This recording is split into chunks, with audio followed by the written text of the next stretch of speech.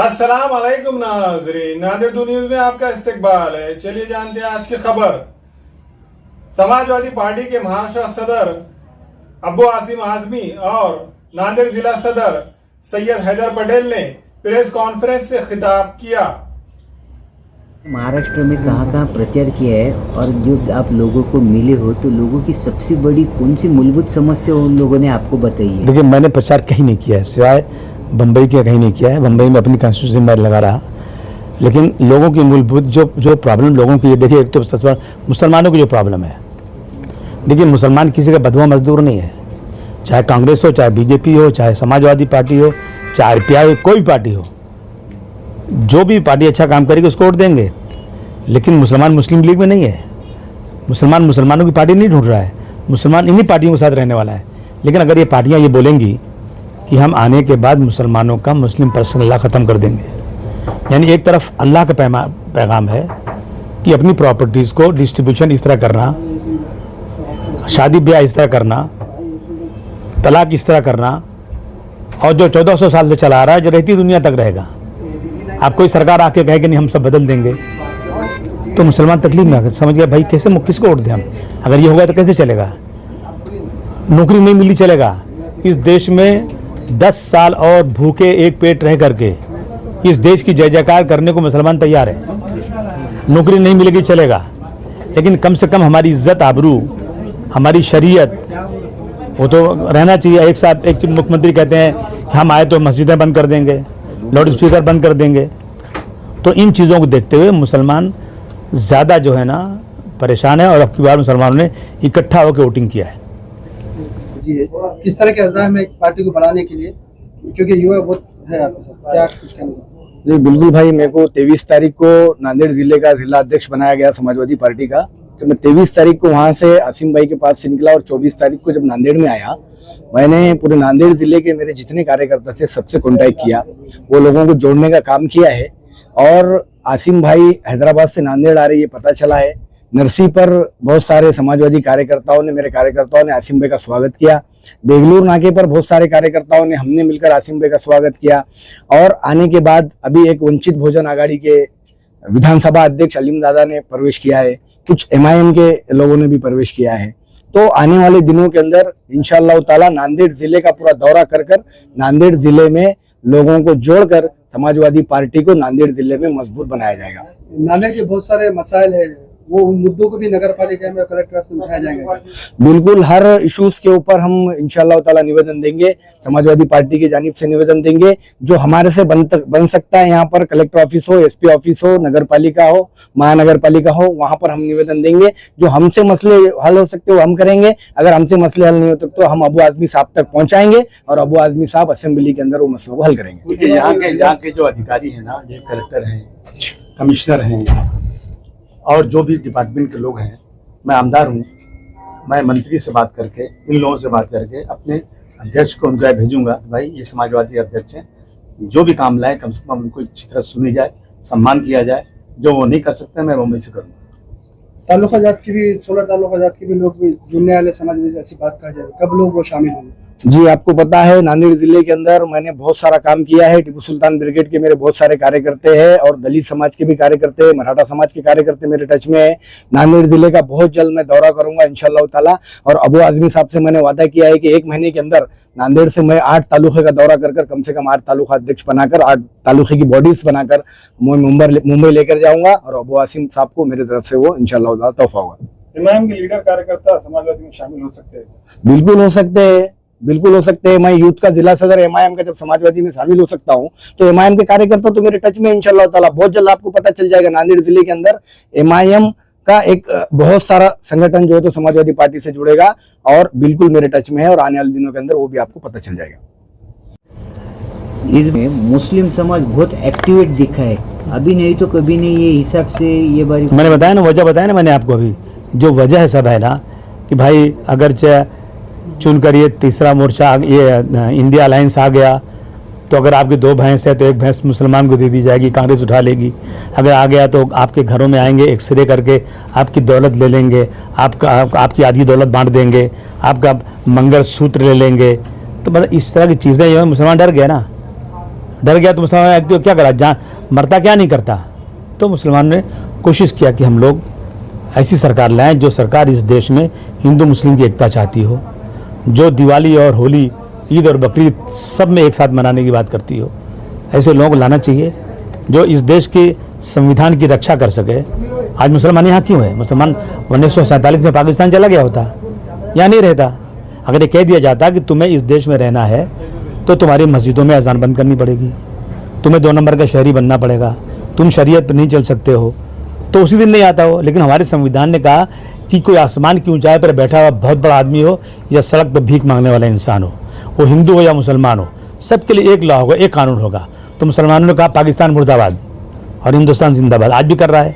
अब अगर कोई कहेगा कि नहीं इनको हम बदल देंगे, आप चाहे बदले या ना बदले, लेकिन एक माइक पे, अखबारों में, मीडिया में चिल्लाया जाएगा कि हम आएंगे तो बदल देंगे। अगर हम चुन कर आ गए तो चाइना से एक मशीन लाएंगे, मुसलमानों की दाढ़ी काट देंगे, उनको हिंदू बना देंगे। तो और जब जो देश का मुखिया हो वो कहे नहीं नहीं भाई ये गलत बोल रहा है आदमी, ऐसी बात नहीं होगी, इसको हम सज़ा देंगे जो ऐसा कह रहा है, तो मुसलमानों में धैर्य जाता, उसको हिम्मत होती कि भाई नहीं, हमारे जो बादशाह हैं देश के वो हमारे साथ हैं। लेकिन जब कोई चुप्पी रहेगी ना तो मुसलमान डर जाता है। इसलिए मुसलमानों ने जो है बिल्कुल एक साथ खड़े होकर इंडिया अलायंस को देने की कोशिश किया। हमारे संविधान में ऐसी कोई भी कलम नहीं कि पूरा का पूरा संविधान बदल जाए सके, थोड़ा उसमें बदलाव हो सकता है, ये क्या शक्यता है क्या बदलाव? देखिए मेरा देश जो है ना गांव में बसता है, देश में पढ़े लिखे बहुत कम लोग हैं। अगर कोई आदमी चिल्ला के बोलेगा कि हम संविधान बदल देंगे, हमको चुन कर लाओ, तो वो क्या समझेगा कि हाँ बदल जाएगा। कोई कहेगा कि हम चुन कर आ गए तो हम जो है दाढ़ियाँ कटवा देंगे, उसके बाद हमारे देश का मालिक नहीं बोलेगा। माना कि संविधान पूरा नहीं बदल सकता, जब मालिक नहीं बोलेगा तो सब ये समझेंगे कि जो बोला जा रहा है वो सच है। नांदेड़ में जिस तरह से समाजवादी बढ़नी चाहिए सर, उस तरह से बढ़ती नजर नहीं आ रही। अभी नया जिलाध्यक्ष हैदर पटेल साहब और साजिद कुरैशी को दी गई है, क्या लगता है? असल में क्या है ना कि मैं अपने तमाम वर्करों को बोलना चाहता हूँ कि सत्ता की लालच मत करो, संघर्ष करो। डॉक्टर राम मनोहर लोहिया का नारा था कि अगर सड़क सुनसान हो जाएगी तो संसद जो है ना आवारा हो जाएगी। सड़क पर उतरो, एमएलए नहीं तो कोई बात नहीं, नगर सेवक कोई बात नहीं, जुल्म और नाइंसाफ़ी के खिलाफ समाज के आखिरी आदमी के साथ खड़े रहो। एमएलए बनना ज़रूरी नहीं है, लीडर बनो। गांधी जी लीडर नहीं थे, डॉक्टर राम मनोहर लोहिया साहब जो है एक ही बार चुन कर आए, लेकिन पूरी दुनिया में उनका नाम है सोशलिस्ट में। तो आजकल वर्कर जो है ना लोभी हो गया है, उसको सिर्फ नगर सेवक बनना है, उसको एमएलए बनना है, एमपी बनना है। वो हमारे कंधे पर चढ़ता है और बाद में किसी और कंधे पर चढ़ जाता है कि मैं ये समाजवादी छोटी पार्टी है, पता नहीं कब चुन के आएगी नहीं आएगी। शरद पवार साहब की पार्टी भी उत्तर प्रदेश में है, एक भी चुन के नहीं आता। हमारी जो है दीदी बंगाल वाली, उनका भी अध्यक्ष है महाराष्ट्र में, एक भी चुन के नहीं आता। लेकिन कम से कम समाजवादी पार्टी की साइकिल महाराष्ट्र के घर घर तक पहुंच चुकी है, चुन के आए या ना आए। और जो चुन के आता है ना वो सत्ता की लालच में भाग जाता है। सर नांदेड़ में पार्टी बढ़नी चाहिए, मगर नए जो अभी आए वाले हैं 2-3 पक्ष बदल के आए तो कुछ फायदा होगा तो उनका? अरे वो रहेंगे ईमानदारी से तो फायदा होगा। बैठे हैं लोग, इससे मैंने पहले कह दिया था कि अगर रहना है तो साथ में रहो ईमानदारी के साथ, पैसे मत ढूंढो, ईमानदारी से काम करो। जितने यहाँ के काम है लाओ, मैं असेंबली में लाओ, मैं हूँ बैठा हूँ, हम 2 एमएलए हैं, हम उनका असेंबली में सवाल उठाएंगे। हम कोई मंत्री के पास काम है लाइए, हम करेंगे। तो लोगों के दिलों पे राज करो ना। सुनिए, अशोक चौहान छोड़ने के बाद यहाँ पे फर्स्ट टाइम जो है कांग्रेस की हालत बहुत उतरी हुई थी, और जो हिसाब से भाजपा ने जो प्रचार किया है और वसंत राव को जो कैंडिडेट दिया है, तो क्या लगता है नांदेड़ में कौन जीत के आ सकता है? नहीं, मुझे अभी जो लोगों ने बताया कि कांग्रेस चुन के आने के चांसेस ज़्यादा है, मुझे सब ने बताया। अब अशोक चौहान साहब के पिताजी इतने बड़े लीडर थे, अशोक चौहान साहब मुख्यमंत्री थे, बड़े लीडर थे। अब किन परिस्थितियों में वो छोड़ के चले गए वही बताएंगे, मुझे नहीं मालूम। बहुत सारे लोग, कुछ परिस्थितियाँ ऐसी आई कि सब छोड़ के दूसरी पार्टी में चले गए, अब मुझे नहीं मालूम क्यों गए वो लोग। लेकिन सर 9 विधानसभा है नांदेड़ में, तो कितने विधानसभा की तैयारी चल रही है आपकी? तैयारी एक भी चालू नहीं है। ये लोग जितना काम करेंगे बताएंगे वही चालू करूँगा।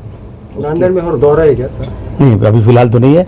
अब पार्टी मजबूत करेंगे, ये लोग कोई कार्यक्रम रखेंगे तो जरूर आऊँगा। तो पार्टी के लिए जो मजबूती के लिए क्या आह्वान रहेगा युवाओं? आह्वान यही है युवाओं का कि इनके जो सवालात हैं, इनके लिए संघर्ष करो, इनकी नौकरी के लिए, और यहाँ जो किसानों के जो आत्महत्या उसको रोकने के लिए, इनकी मदद के लिए कम से कम अगर सत्ता में नहीं तो आवाज़ उठा सकते हैं ना। आवाज़ उठाई जाए, असेंबली में लाए, हमको यहाँ की क्वेश्चन दीजिए, यहाँ की बातें दीजिए, उसको हम उठाएंगे उसको, ताकि ये बातें हम सोते हुए को जगाना चाहते हैं कि जागते रहो। हमारे पास हमारे नांदेड़ के साथी जितनी चीज़ें लाएंगे यहाँ के बारे में, मैं वो सब वहाँ मंत्रालय में और असेंबली में उठाकर उनके काम करने की पूरी कोशिश करूँगा। सर हम जो और हमारे 12 बल के ट्रेलर आया मूवी का, उससे काफ़ी बवाल मचा है, उस पर आप क्या कहना चाहिए? देखिए, ऐसा है ना कि अफसोस की बात है कि मुसलमान की कुर्बानियों को दिखाने के बजाय मुसलमानों को आज इस देश में ना दिखाया जा रहा है कि मुसलमान हिंदुओं का दुश्मन है, मुसलमान पाकिस्तान को चाहता है। लेकिन बिल्कुल सच्चाई से परी बात कही जा रही है। जब पाकिस्तान हिंदुस्तान का मैच होगा तो पटाखा वही फोड़ेंगे और पकड़वाएंगे मुसलमान को। वही पाकिस्तान जिंदाबाद बोलते हैं, 2-3 बार यूपी में हो गया और पकड़े गए वो लोग। वो लोग जो है ना, वो जो समाजवादी के नहीं है, वो दूसरे पार्टी के लोग हैं, विपक्ष के। और वो लोग जो है समाजवादी पार्टी को मुसलमानों की पार्टी कह के बदनाम करना, मुसलमानों को पाकिस्तानी कह के बदनाम करना, ये एक जो है ना एक रवाज बन गया है।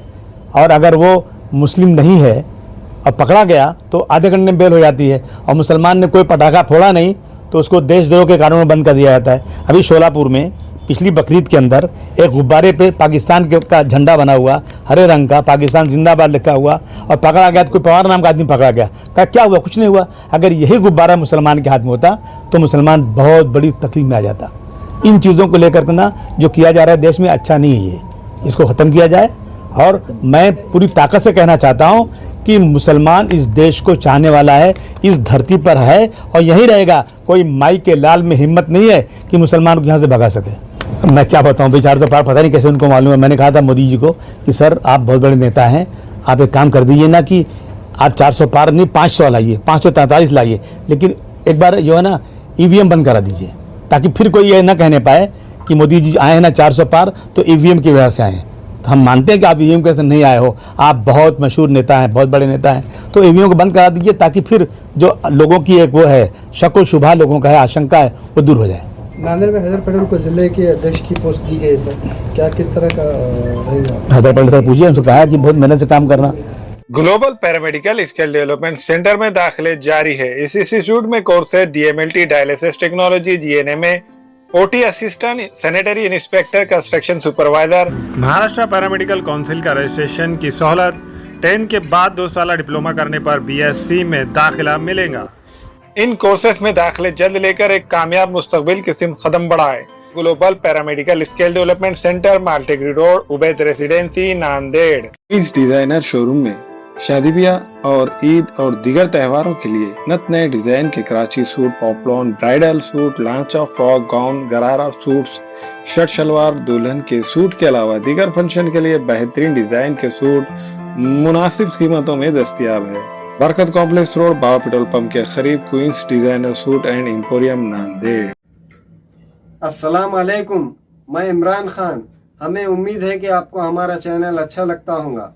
लेटेस्ट न्यूज़ के लिए देखते रहिए नांदेड़ उर्दू न्यूज़, और न्यूज़ के पसंद आने पर लाइक, शेयर और सब्सक्राइब करना ना भूलें।